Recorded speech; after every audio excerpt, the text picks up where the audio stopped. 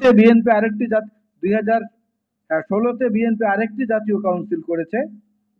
সেই কাউন্সিলের আমাদের স্লোগান বেগম খালেদা জিয়া নির্ধারণ করে দিয়েছিলেন, নানান মানুষ নানান পথ, দেশ বাঁচাতে ঐক্যমত। আজকে সেই প্রতিধ্বনিই কিন্তু জাতীয় নেতৃবৃন্দ তাদের প্রত্যেকের বক্তব্যে বলে দিয়ে গেছেন। তার অর্থ হচ্ছে রাজনৈতিক বিভাজনটা এখানে অত্যন্ত পরিষ্কার।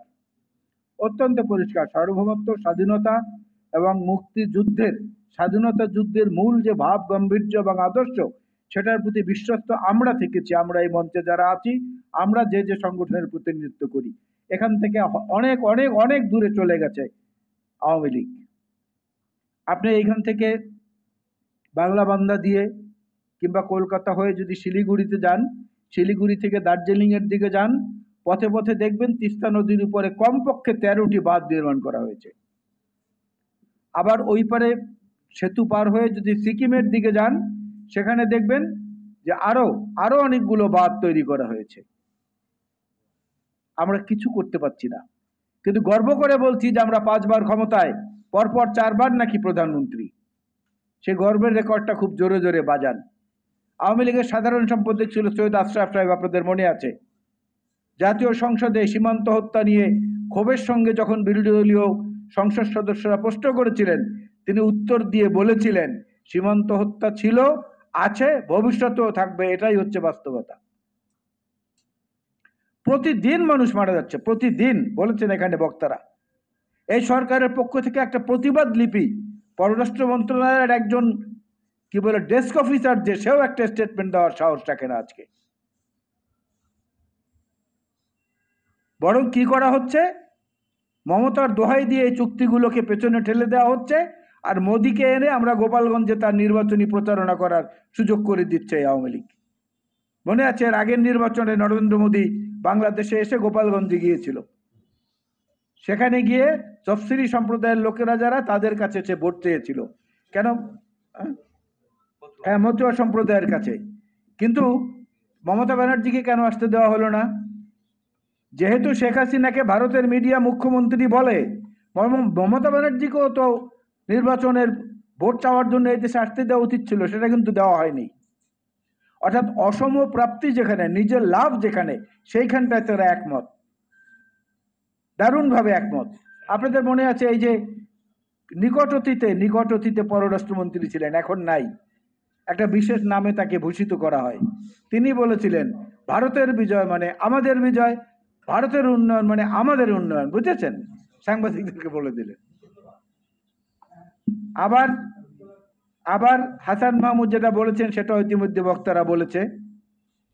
সৈয়দ আশরাফ সাহেব কি বলেছেন সেটাও বক্তারা বলেছে। এই সব কিছু মিলিয়ে যদি আমরা একটা উপসংহারে পৌঁছতে চাই, তাহলে ভারত যেভাবে আমাদেরকে শোষণ করছে, তার অনেক কিছুই প্রকাশ্যে আসছে না। এগুলোকে প্রকাশ্যে আনার দায়িত্বটা হচ্ছে প্রাথমিকভাবে। সমুদ্র বিজয়ের কথা আওয়ামী লীগ তারস্বরে চিৎকার করে বলে। আপনি জানেন আমাদের আকাশ সীমার ট্যাক্স এখনো নিয়ে যাচ্ছে মিয়ানমার এবং ভারত। আপনার কক্সবাজার এবং সেন্ট মার্টিনের উপর থেকে যে কোনো এয়ারক্রাফট যদি উড়ে যায়, সেইটার তো ট্যাক্সটা পাওয়ার কথা, রাজস্বটা পাওয়ার কথা বাংলাদেশের, পাচ্ছে না, সেটা মিয়ানমার নিয়ে যাচ্ছে। এটা সংশোধন করে না এই সরকার, পরপর 4 বার ক্ষমতায় থাকার পরেও, মোট 5 বার ক্ষমতায় থাকার পরেও। এবং এইদিকে সুন্দরবনের দক্ষিণ অংশ যেটা, সেখান থেকে যত বিমান কিংবা কার্গো, যত আকাশপথের যা কিছু উড়ে যাচ্ছে, সেটার ট্যাক্সটা নিয়ে যাচ্ছে ভারত। তাহলে আমরা স্বাধীন সার্বভৌম রাষ্ট্র, এই কথাটার মর্যাদা কোথায় থাকে? মানচিত্র মানে তো দেশ নয়, নৈসর্গিক সৌন্দর্য মানে তো দেশ নয়। পৃথিবীতে বহু নৈসর্গিক সৌন্দর্যের দেশ আছে যেখানে স্বৈরশাসক ক্ষমতায় বসে আছে। পৃথিবীতে বহু ধনী রাষ্ট্র আছে যেখানে স্বৈরশাসক ক্ষমতায় বসে আছে। আজকে বাংলাদেশের অবস্থাটাও তাই দাঁড়িয়েছে।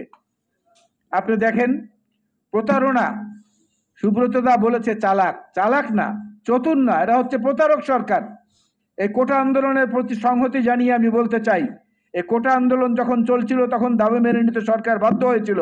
এই তরুণরা আরো একটি দাবি আদায় করেছিল সরকারের ঘাড়ের উপরে পা রেখে, সেটা হচ্ছে উই ওয়ান্ট জাস্টিস, নিরাপদ সড়ক আন্দোলন। কিন্তু দেখেন কত বড় প্রতারক সরকার, নিরাপদ সড়ক আন্দোলনের প্রেক্ষিতে সেই দাবি মেনে নিয়ে যেদিন সংসদে আইন পাশ করা হয়েছে, প্রতারণার আশ্রয় নিয়ে একই দিনে একই অধিবেশনে ডিজিটাল সিকিউরিটি অ্যাক্ট পাশ করা হয়েছিল। কিভাবে জাতিকে ধোঁকা দেওয়া হয়!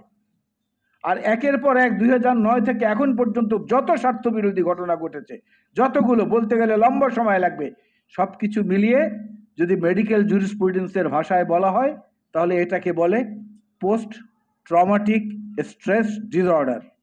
মানে একের পর এক আঘাতে যখন মানুষ বাকশক্তিহীন হয়ে যায়, প্রতিক্রিয়াহীন হয়ে যায়, সেই অবস্থাটায় দস্যুরা সবকিছু লুটে নেয়। একটা চেতনা নাশকের মতো অবস্থা আর কি। বাংলাদেশের জনগণকে চেতনা নাশকের মতো একের পর এক আঘাত দিয়ে, বোবা করে, বিকলাঙ্গ করে দিয়ে তারা তাদের ক্ষমতার আসনকে দীর্ঘস্থায়ী করছে। সুতরাং এটা যতদূর হয়েছে এই পর্যন্তই থামতে হবে। আমাদেরকে ঐক্যবদ্ধ হওয়ার যে প্রক্রিয়াগুলো করা দরকার সব প্রক্রিয়াগুলো আমরা করছি। বড় দল হিসেবে বিএনপির যে দায়িত্ব, সেই দায়িত্বের যদি কোনো অংশ অপূর্ণ থাকে, আমি সঙ্গী সাথীদেরকে বলবো, আপনারা আমাদের নীতি নির্ধারকদেরকে তাগাদা দিন, তাদেরকে জোরে সোরে বলুন, জাতির এই ঐক্য, জাতির এই যে দৃঢ় প্রতিজ্ঞ মনোভাব, জাতির এই যে বিতৃষ্ণায় সরকারের উপরে, এখান থেকে মুক্তি পেতে হলে এক জায়গায় দাঁড়িয়ে তারস্বরে বলতে হবে, তোমাকে আর চাই না, তুমি চলে যাও। চলে না গেলে যাওয়ার ব্যবস্থা করতে হবে।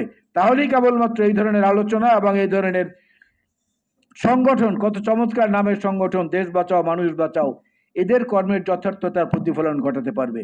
সেই প্রত্যয়ে দীপ্ত হয়ে আমরা আরো আরো আরো আমাদের ধারালো অস্ত্রকে শানিত করে মানুষকে সাথে নিয়ে এদের পতন ঘটিয়ে গণতান্ত্রিক সরকার প্রতিষ্ঠিত করব। এটাই হোক আমাদের আজকের শপথ, সবার প্রতিজ্ঞা এবং শপথ। আল্লাহ হাফেজ।